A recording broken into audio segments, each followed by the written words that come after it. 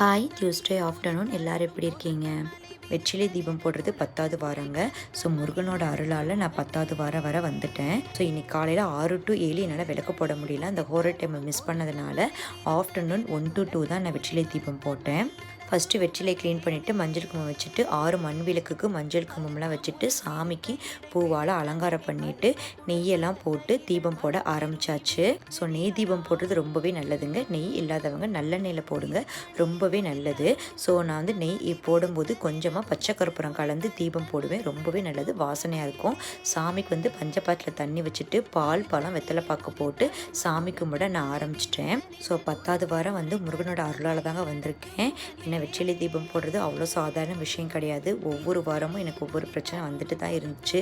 So நீ எவ்வளோ சோதிச்சாலும் நீ தான் நினச்சிட்டு நல்லபடியாக 10வது வாரம் வெற்றிலை தீபம் போட்டு முடிச்சிட்டேங்க. பிடிச்சிருந்தா சப்ஸ்கிரைப் பண்ணுங்கள், லைக் பண்ணுங்கள். பாய்.